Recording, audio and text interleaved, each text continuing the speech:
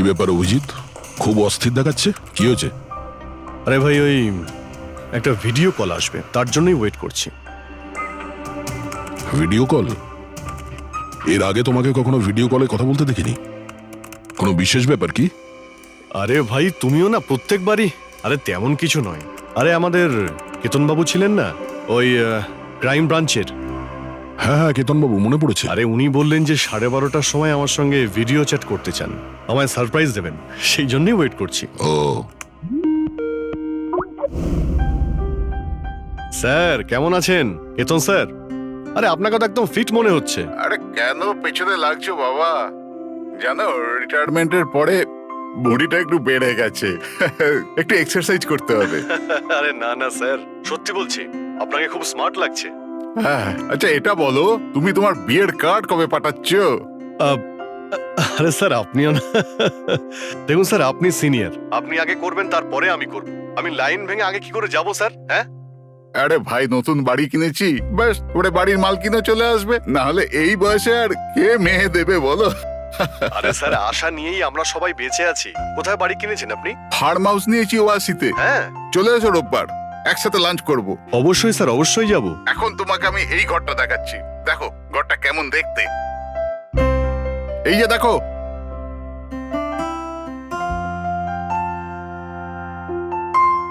এবার আমি তোমাকে দেখাবো আমার স্টাডি রুম।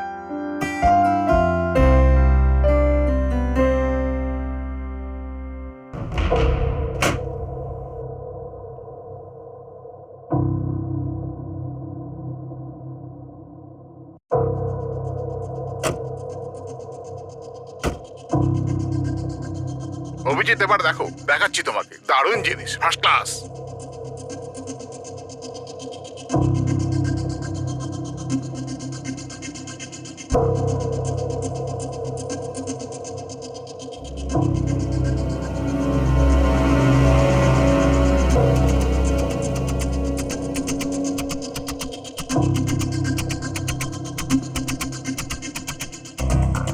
দেখলে অভিজিৎ, এটা হলো আমার স্টাডি রুম। স্যার খুব ভালো হয়েছে, খুব ভালো।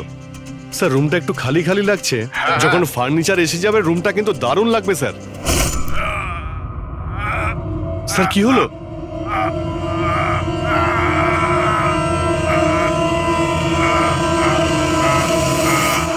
ও নো স্যার! কি আরে হয়েছে? ভাই, স্যারকে কেউ ছুরি মেরে দিয়েছে। ছুরি মেরে দিয়েছে? কোথায়? কে মেরেছে ছুরি? বুঝতে পারছি না। কিন্তু তুমি তো ভিডিও চ্যাট করছিলে ওর সাথে, না? হ্যাঁ করছিলাম, কিন্তু হঠাৎ করে এই ছুরি কোথা থেকে এলো আর কিভাবে ওনার লাগলো কিছুই বুঝতে পারলাম না। কি?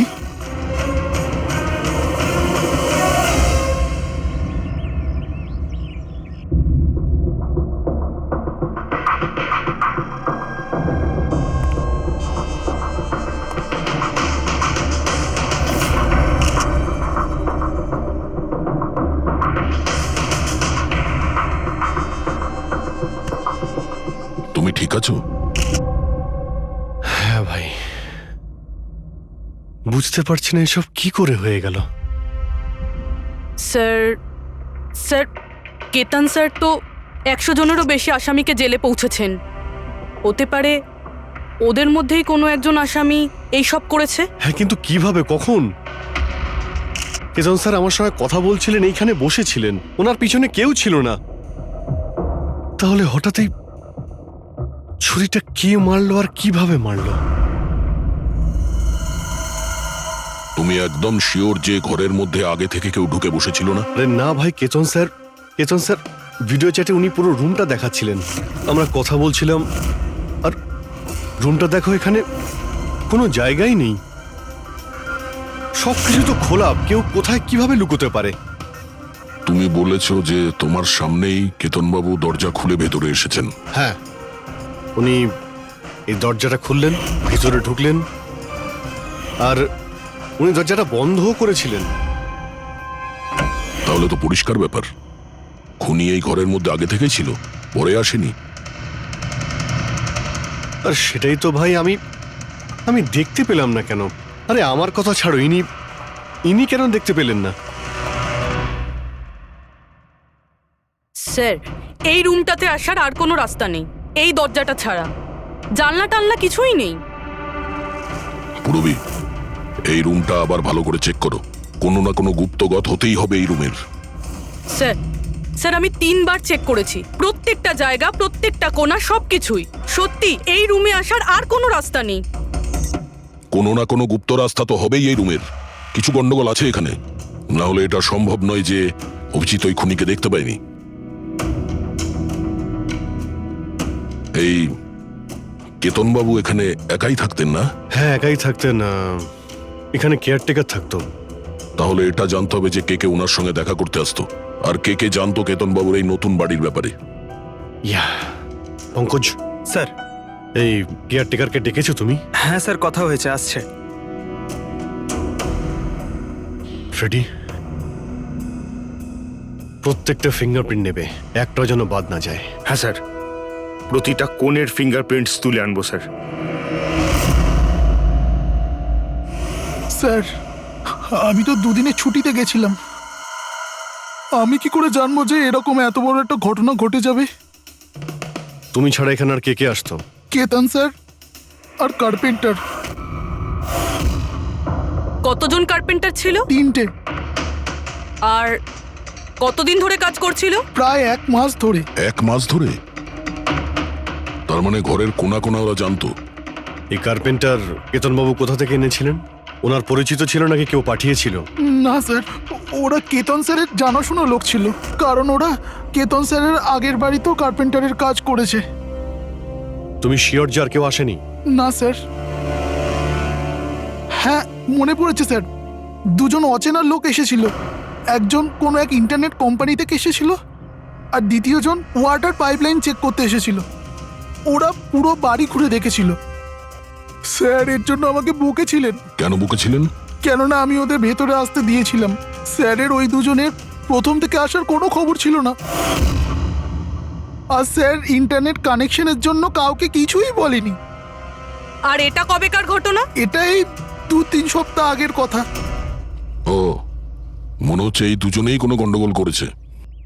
আচ্ছা, 5 বছর আগে তোমরা যখন এই কেসটা সলভ করেছিলে, তখন কেতনবাবু ছাড়া এই টিমে আর কে কে ছিল? আমি, পুরবী, কেতন স্যার আর মহেন।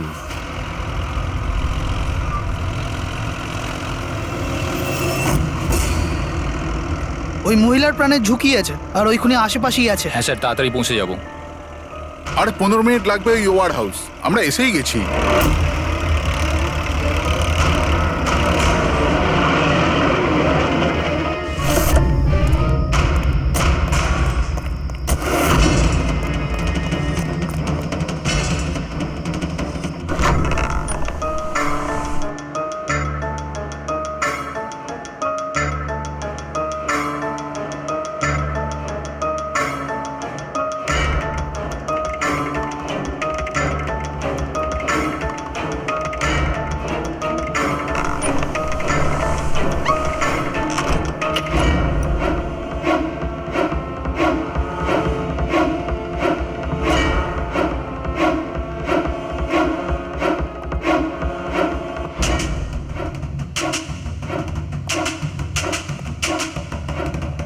স্যার, এখানে তো কোনো মহিলাকে দেখতে পাচ্ছি না, আর ওই অপরাধীও নেই।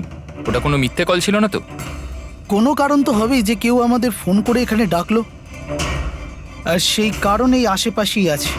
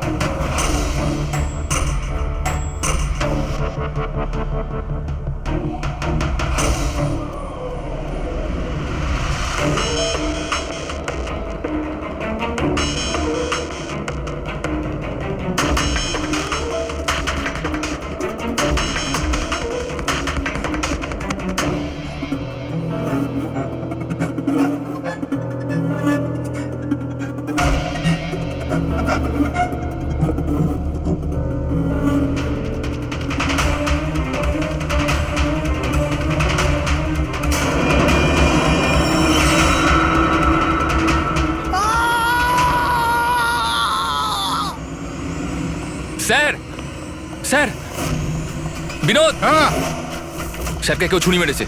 Sir sir oh no oh no, he is dead. তুমি দরজাটা দেখো, দরজা দেখো তাড়াতাড়ি। আরে দরজা তো ভেতর থেকে বন্ধ, তার মানে খুনি ঘরের ভেতরেই কোথাও আছে। ওদিকে দেখো, তুমি ভেতরটা দেখো, হ্যাঁ, তাড়াতাড়ি যাও। দেখছি।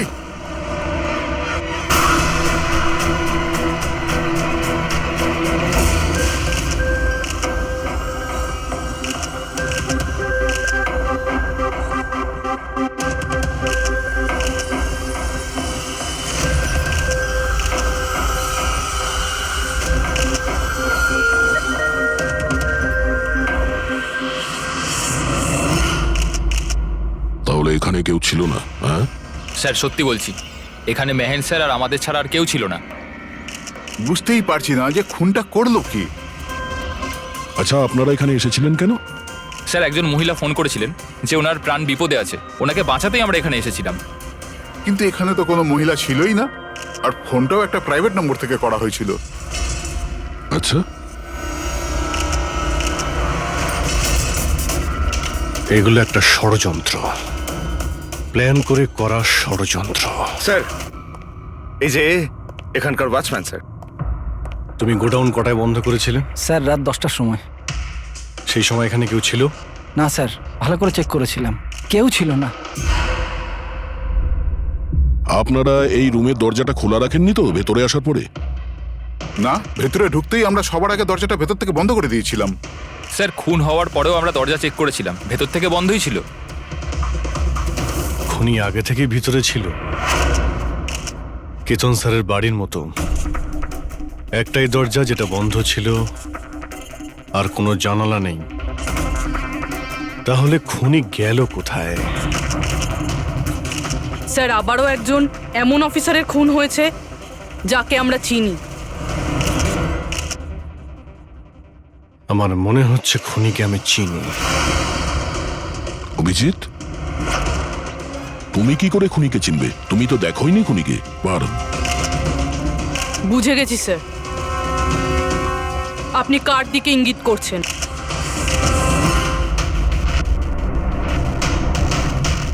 তুমি জানো এসব কি?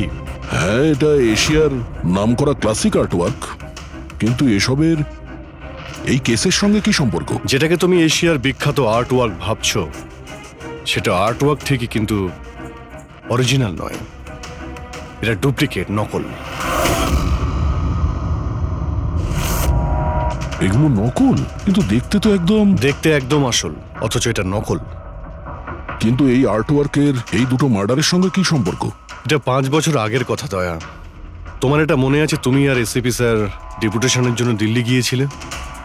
সেই সময় কিছুদিনের জন্য আমি আর পুরবী একটা কেসে ক্রাইম ব্রাঞ্চের হয়ে কাজ করেছিলাম। হ্যাঁ হ্যাঁ হ্যাঁ, কিছু কিছু মনে পড়ছে। এটা সেই কেস না যাতে কেউ নকল আর্টওয়ার্ক বানিয়ে সেটাকে বেশি দামে বেচার চেষ্টা করছিল? কারেক্ট। এই আর্টওয়ার্ক সেই বানিয়েছে, মিখেল। ওর নাম মিখেল।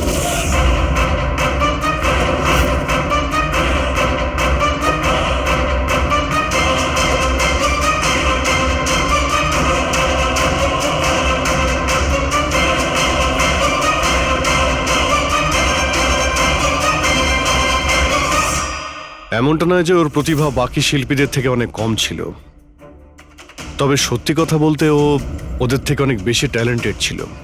আর সেই জন্যই হয়তো ও একদিন ভেবেছিল যে অরিজিনাল পেন্টিং তো সবাই বানাতে পারে, কিন্তু অরিজিনালের মতো সেম কপি বানানো সবার পক্ষে সম্ভব নয়। আর এই কাজে এত টাকা ছিল যে ওর আসল পেন্টিং বানানোর কোনোদিনও প্রয়োজনই হয়নি। ও কোটি কোটি টাকা ইনকাম করেছিল মহান আর্টিস্টের অরিজিনাল পেন্টিংয়ের নকল পেন্টিং বানিয়ে। আর ওর কাজ এতটাই ভালো ছিল যে কেউ বলতে পারতো না যে পেন্টিংটা আসল না নকল। অনেকবার তো 30-40 বছরের আগের ক্যানভাসের পেন্টিং করেছে ও, অথচ সেটা কারো পক্ষে ধরাই সম্ভব ছিল না। কিন্তু একদিন পরিস্থিতি এমন হলো, অনেক আর্ট প্রেমী যখন কোটি কোটি টাকা লস করলো, তখন ক্রাইম ব্রাঞ্চ মিখেলকে ধরার দায়িত্ব আমাদের 4 জন অফিসারকে দেয়। কেতন স্যার, মহেন, পুরবী আর আমি। মিখেলকে ধরা এত সহজ ছিল না, কিন্তু কথায় আছে না, পিঁপড়েকে ধরতে হলে মিষ্টির ব্যবহার করতে হয়। আর এই পিঁপড়ের মিষ্টি ছিল ওর পুরনো ক্যানভাস আর সেই কেমিক্যাল যেগুলো ও ব্যবহার করত 200 থেকে 250 বছরের পুরনো পেন্টিং তৈরি করতে। আমরা সমস্ত আর্ট গ্যালারি আর দোকানে নজর রাখতে শুরু করে দিই যেখানে এইসব জিনিস পাওয়া যেত। যারা এই সমস্ত জিনিস কিনতে আসতো তাদের পুরো ঠিকুজি কুষ্টি পার করতাম আমরা।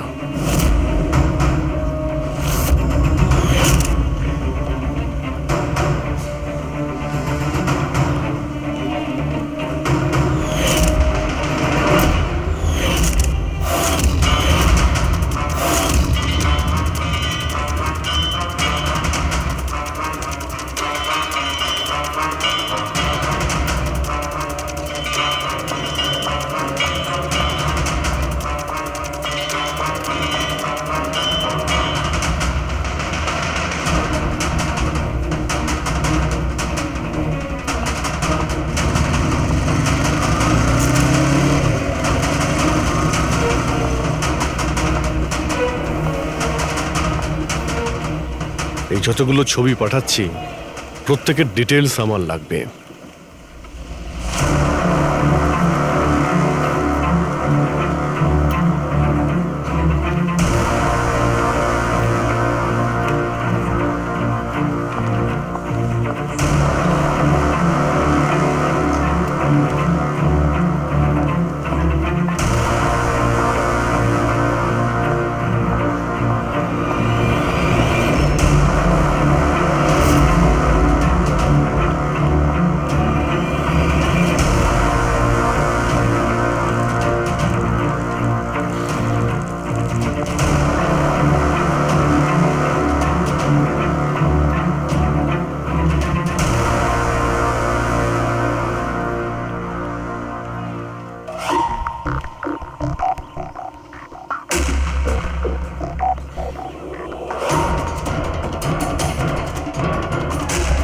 আর তারপরে 1 সপ্তাহ পরে আমরা এমন একটা মেয়েকে দেখলাম যে জিনিসপত্র তো কিন্তু তার কোনো আর্ট ব্যাকগ্রাউন্ড ছিলই না।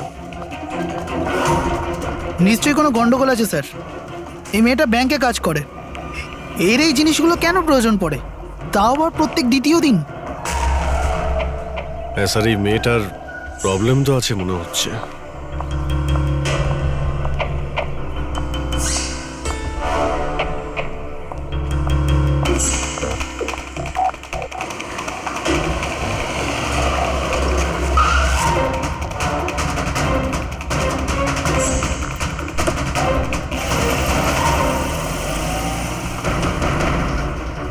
এই মেয়েটার একটু গন্ডগোল আছে, ওর পিছু নাও, দেখো কোথায় যাচ্ছে।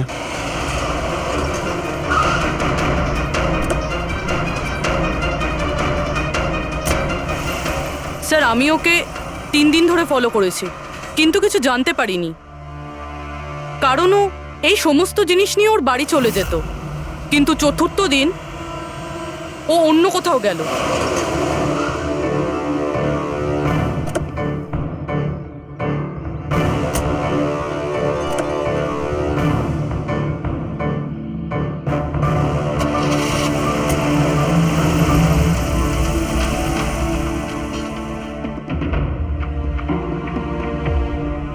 নিখিল, নিখিল, নিখিল, নিখিলও না, এখনো লাঞ্চটাও করেনি।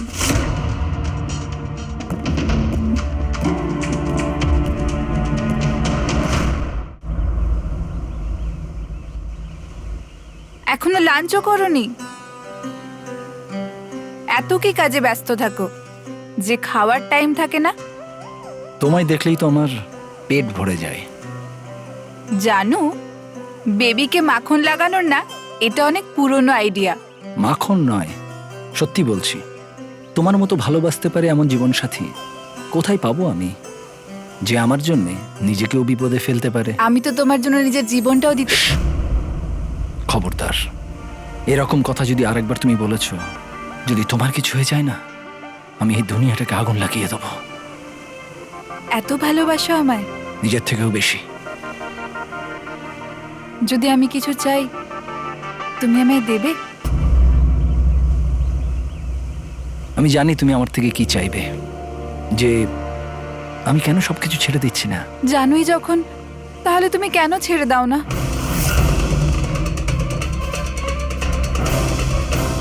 শীতল, মানুষের জীবনে দুটো নেশা হয়, আমার ভালোবাসার নেশা তুমি পূরণ করো, আর আমার দ্বিতীয় নেশা শিল্পীর, যেটা আমার কাজটাকে পূর্ণ করে। এই দুটোর মধ্যে একটাও যদি আমার থেকে দূরে যায় না, তাহলে আমি অসম্পূর্ণ থেকে যাব। আর আমি চাই যে ইতিহাস আমায় সব থেকে ভালো স্বামী আর সব থেকে ভালো আর্ট চোর হিসেবে মনে ব্যাস রাখে। মিখেল, অনেক ইতিহাস লিখেছ, বাকি জীবনটা জেলেই কাটিও।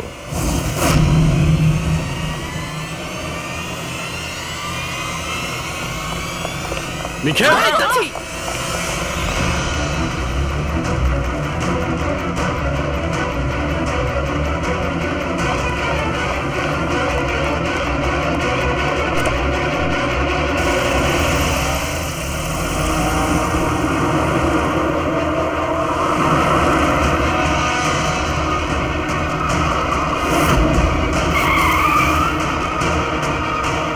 প্লিজ আমার কথা শোনো, জেদ করো না, নিজেকে আইনের হাতে তুলে দাও please.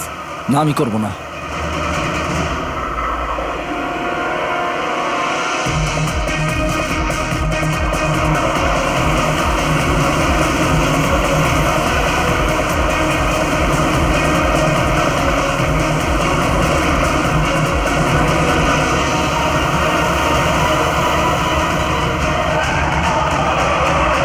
Nikhil!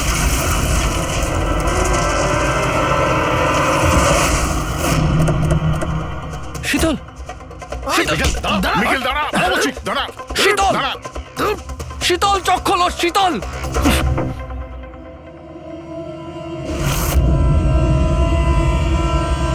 She is dead sir. তোমাদের জন্য আমার শীতল আমাকে ছেড়ে চলে গেল। ছাড়বো না আমি তোমাদের। তোমার স্ত্রীর মৃত্যুর জন্য আমরা দুঃখিত, কিন্তু তার জন্য দায়ী আমরা নই, তুমি। না তুমি অপরাধের রাস্তায় হাঁটতে, আর না তোমার পাপের শাস্তি তোমার স্ত্রীকে ভোগ করতে হতো। কাজের শাস্তি কে পাবে এটা ভবিষ্যৎ বলবে। ওর 5 বছরের শাস্তি তো এতদিন শেষ হয়ে গেছে, কিন্তু ওর স্ত্রীর মৃত্যুর প্রতিশোধের আগুন হয়তো ওর মনের ভিতরে এখনো জ্বলছে। মানে কেতনবাবু আর মেহেনের পরে ওর টার্গেট এখন পুরবী আর তোমার ওপর। কারেক্ট। কিন্তু স্যার, ও এসব করছেটা কি করে? কারণ নজরে পড়ছে না কেন? এবার এই রহস্যের পর্দা তো মিখেলই তুলতে পারবে। ও তোমার আর আমার কোনো ক্ষতি করার আগে মিখেলকে আমাদের ধরতেই হবে। স্যার, স্যার কেতন বাবুর বাড়ি থেকে যে ফিঙ্গারপ্রিন্টসগুলো পেয়েছিলাম, ওটা কারোর সঙ্গে ম্যাচ হয়েছে? স্যার ওই ওয়াটার পাইপলাইনে যে কাজ করে সে নির্দোষ হলেও যে লোকটা ইন্টারনেটের কাজ করে সে খুব গোলমেলে।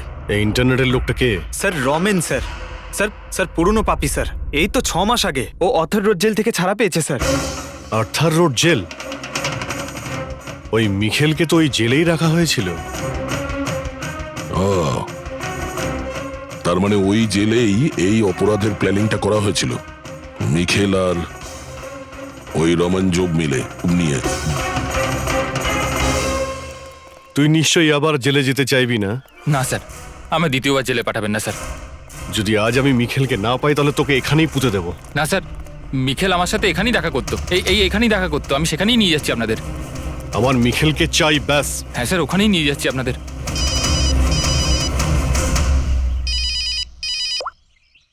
হ্যাঁ শান্তি। কি? বাবা শরীর খারাপ করছে? কিন্তু এরকম হঠাৎ? আমি তো কেসের ইনভেস্টিগেশন করতে এসেছি। কি হয়েছে? স্যার ওই বাবা একটু অসুস্থ হয়ে পড়েছে। ওই শান্তি নার্স যে আমার বাবার দেখাশুনো করে, সেই ফোন করেছিল। ঠিক আছে, তুমি যাও, আমরা দেখে নিচ্ছি। কিন্তু স্যার। যাও, আর কোনো প্রয়োজন পড়লে ফোন করবে।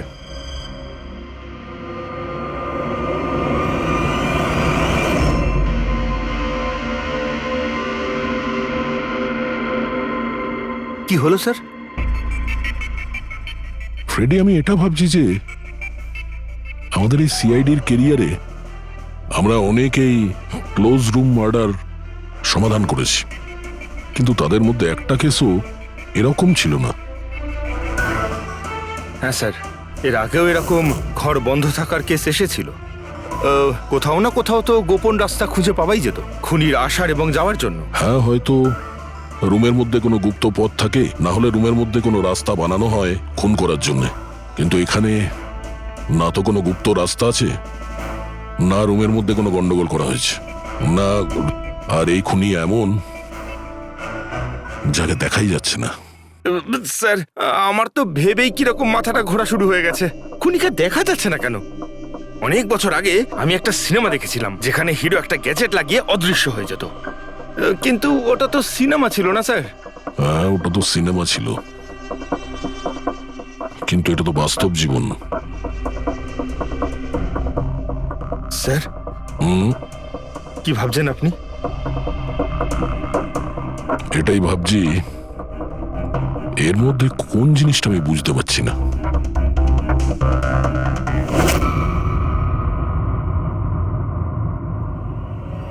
ও মাই গড, তার মানে এই ব্যাপার।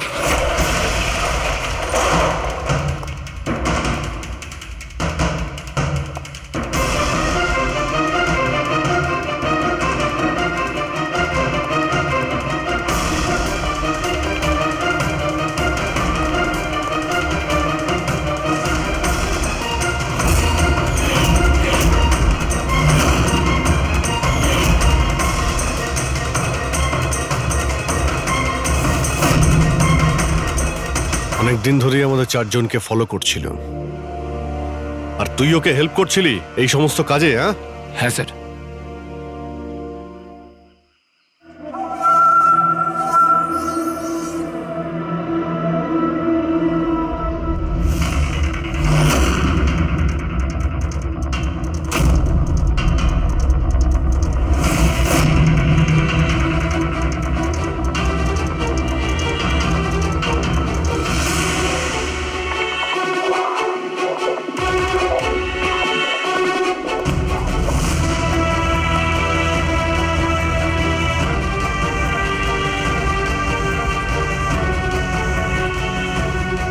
কিন্তু এই ওয়ালপেপার, ফার্নিচার, এসবের ছবি কেন নিয়েছিলি? হ্যাঁ, ওই মিখেল যেমন যেমন বলেছিল আমি সেরকমই ছবি নিয়েছিলাম স্যার। ব্যাস, আমি শুধু জানতাম না এই ছবিগুলো নিয়েও কি করবে স্যার।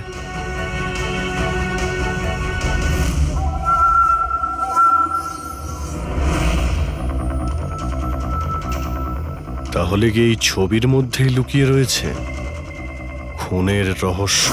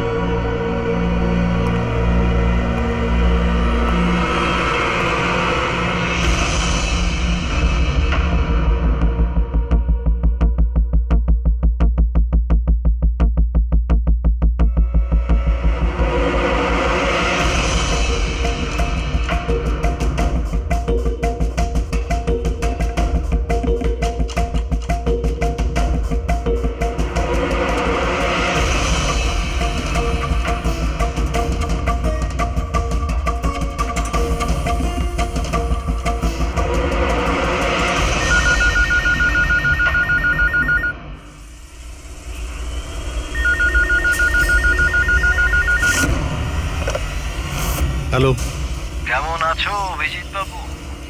মিখেল। এই ব্যাপার, এতদিন পরেও তুমি আমার গলার আওয়াজ ভুলোনি। এমনিতে আমি জানতাম যে তুমি আমার বাড়ি পর্যন্ত নিশ্চয়ই পৌঁছবে।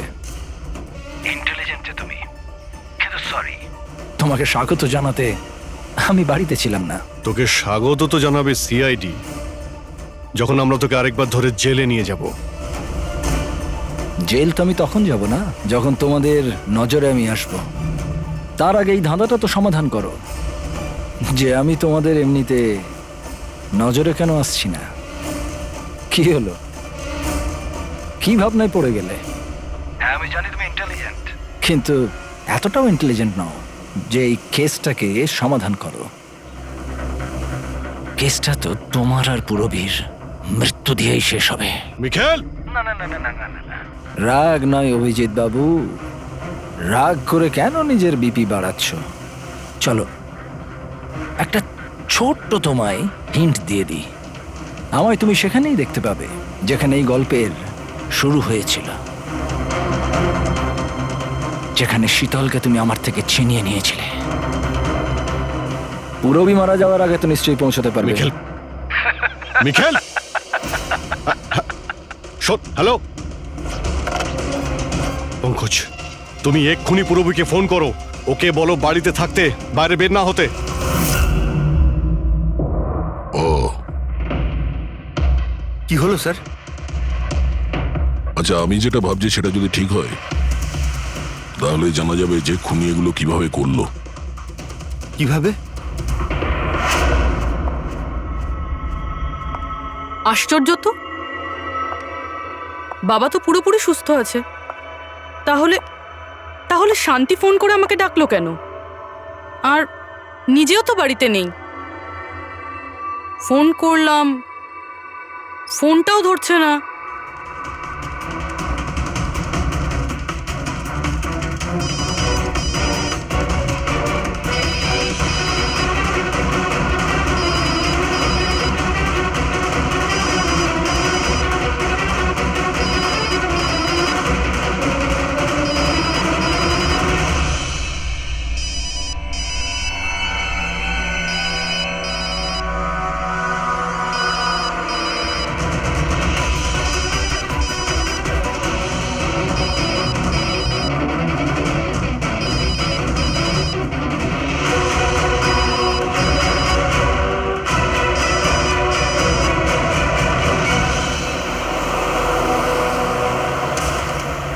স্যার এই পুরবি তো ফোনই তুলছে না। কি ফোন তুলছে না? কোনো প্রবলেম নেই তো? স্যার মিখেল ওর কাছে পৌঁছে যায়নি তো? হতে পারে ওই যে ফোনটা এসেছিল ওর বাড়ি থেকে ওর বাবার শরীর খারাপের ব্যাপারে, হতে পারে ফোনটা মিখেলই করেছিল। স্যার পুরবির কিছু হবে না তো? আশা করছি আমরা সময় মতো পৌঁছে যাব। যদি পুরবীর কিছু হয় তাহলে না,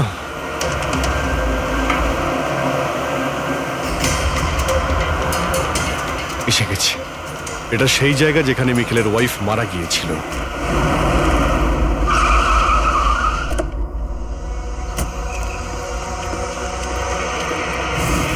পুরবী!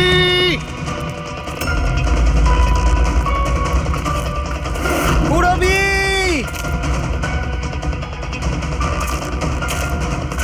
পুরবী! পুরবি! ওই দিকটা দেখো। পুরবি! পুরবি!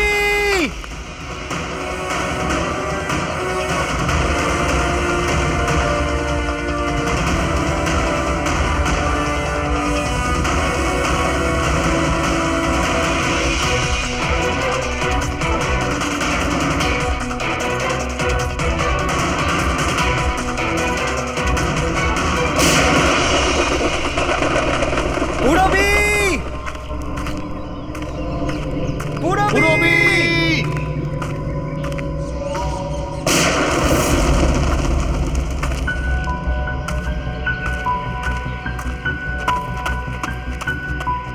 স্যার হ্যাঁ পঙ্কজ, জানি না স্যার কে গুলি চালালো। পুরবীকে পেলে? পুরবি ওখানে স্যার।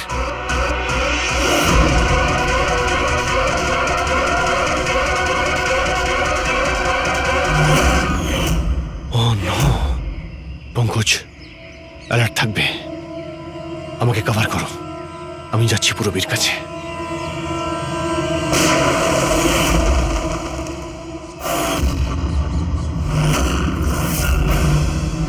ভয় পেও না অভিজিৎ, এখনো মরেনি। কিন্তু যদি ওর কাছে যাওয়ার চেষ্টা করো তাহলে আমার আঙুল ট্রিগারের ওপর আছে, আর গুলিটা তো তোমার থেকে তাড়াতাড়ি পৌঁছবে। মিখেল, গুলি চালিও না।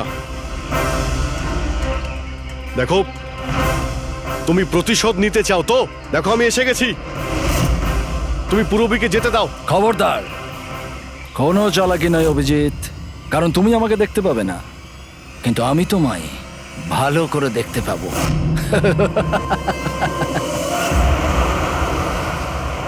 অভিজিৎ, আমার কথা মন দিয়ে শোনো, তুমি একদম রিয়াক্ট করবে না। তুমি এই মিখেলকে দেখতে পাবে না। তুমি আর কেতনবাবু, ওকে কেতনবাবু স্টাডি রুমে দেখতে পাওনি। মাহান ওকে আর্ট ওয়্যার হাউসে দেখতে পাইনি। পূরবী নিজে ওকে ওর ঘরে দেখতে পাইনি। কেন? কারণ ওকে দেখা সম্ভব নয়। ও যেখানে যেখানে অন্যায় করে সেখানকার কোণে কোণে ও লুকিয়ে পড়ে। ওই রুমে, ওই ডেকোরেশনে ও এমন ভাবে লুকিয়ে পড়ে কেউ বলতেই পারবে না যে ও আর্ট পিস না, একজন মানুষ। কেতনবাবুর রুমে ও ও ওয়ালপেপার হয়ে গেছিল, ওয়ালপেপার।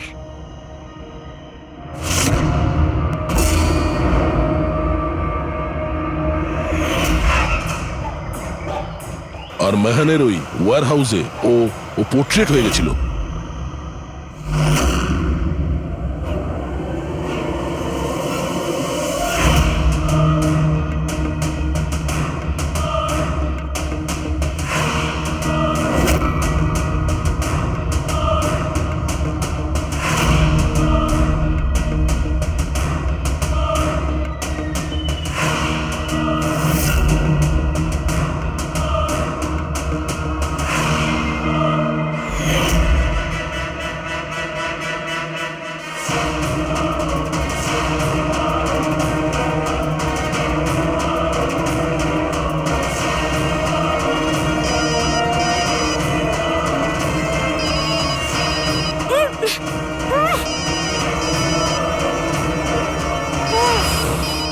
এটা আমি তখনই বুঝতে পারলাম যখন ওয়্যার হাউসের ক্রাইম সিনের ফটোগুলো আমি দেখলাম। তখনই আমার নজর ওই পোর্ট্রেটের আঙুলের ওপর গেছিল।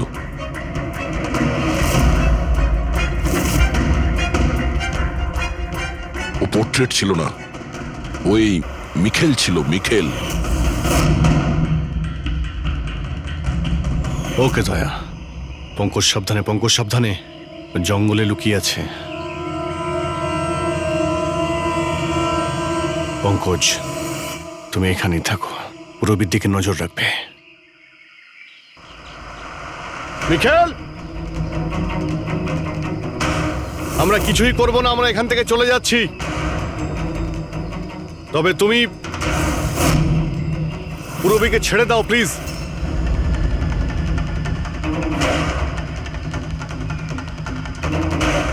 দেখো, এসব করে আর কোনো লাভ নেই। আমি এখানে এসে গেছি, তুমি তুমি বলো কোথায় যেতে হবে, আমি চলে যাচ্ছি। বাস, আগে এগোবে না অভিজিৎ, আমার সাথে গেম খেলা বন্ধ করো। ঠিক আছে, ঠিক আছে, গুলি চালিয়ে কোনো লাভ নেই, আমরা এখান থেকে চলে যাচ্ছি। কিন্তু তুমি তুমি কি চাও মিখেল? যা কিছু হয়েছিল সেটা সেটা তো হয়ে গেছে, কিন্তু এসব করে তুমি কি পাবে? হ্যাঁ,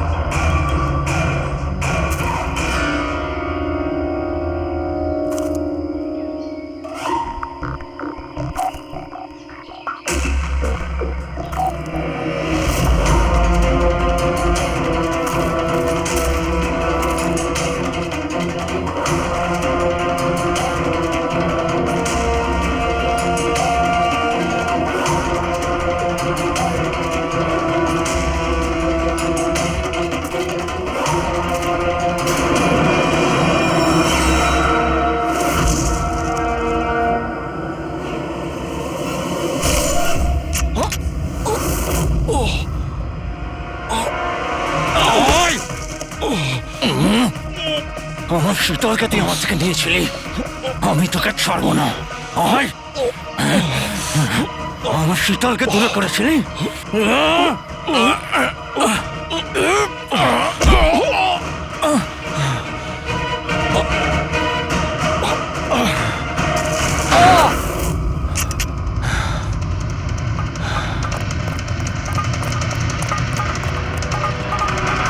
রবি তুমি ঠিক আছো তো? তোর আসল জায়গা জেলে, আর এইবার তুই বাইরে আসবি না, সোজা ফাঁসিতে ঝুলবি।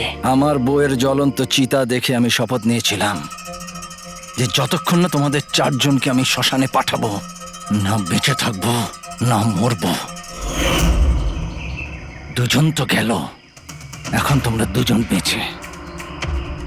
তোমাদের আইনকে বলো যেন শক্ত থেকে শক্ত জেল বানায়, কারণ এবার কোনো জেলই তোমাকে আমার থেকে বাঁচাতে পারবে না। ঠিক আছে, চলো নিয়ে যাও একে। চল চল।